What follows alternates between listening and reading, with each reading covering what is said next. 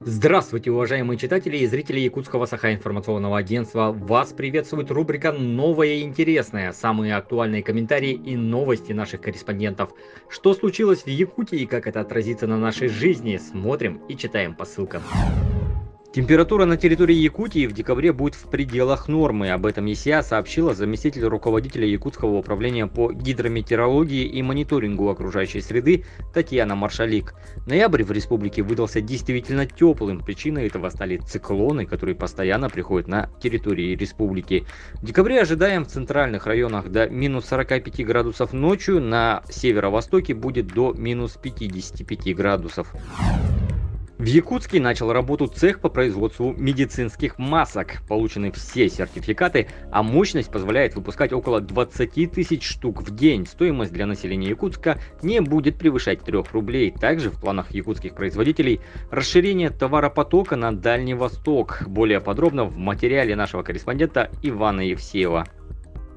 У нас маски, получаются медицинские, у нас есть регистрационное удостоверение. На 2 компании мы уже получили. Есть виды масок, 3 вида. Обычный пулевой, хирургический и медицинский. У нас тип производства медицинский.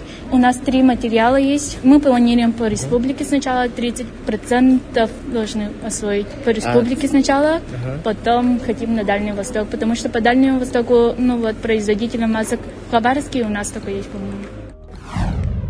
Тем временем киберспортсмены Якутии имеют все шансы выйти на мировой уровень. Уже сегодня дисциплина киберспорта входит в республиканские спортивные состязания.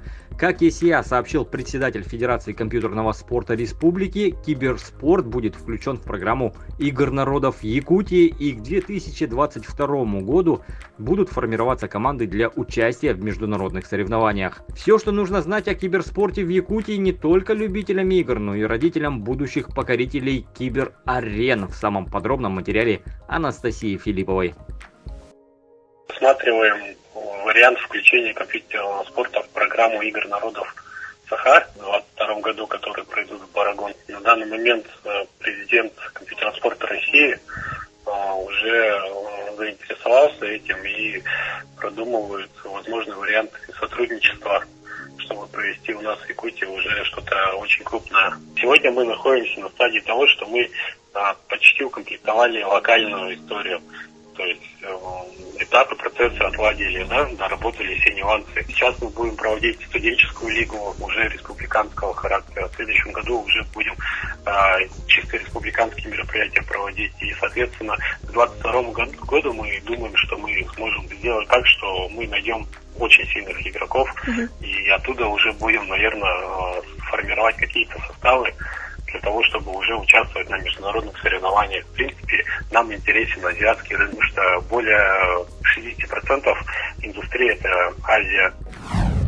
Якутск может стать столицей тотального диктанта 2021 года. Завершилось отборочное голосование по определению финалистов конкурса за звание столицы. В шорт-лист конкурса вошли 6 городов России, в том числе и Якутск. Напомним, что предложение о выдвижении Якутска в качестве столицы диктанта первым озвучил известный писатель Андрей Геласимов, который стал автором текста для диктанта 2020 года. О мероприятии, о том, как проводилась акция в разные годы в Якутии, читайте в материале ЕСИА. Мы все гордимся достижением. Если нас признают столицей тотального диктанта, я думаю, что это будет событие, стоящее гордости, признания. Ну и, конечно, максимально повысить интерес к проводимому мероприятию. Несмотря на небольшую численность населения нашей республики, мы всегда были активными участниками проведения тотального диктанта. Грамотность выражения своей мысли, поддержки русского языка, что одним из основных событий укрепления государственности страны, развития страны и в целом силы государства. Чувство патриотизма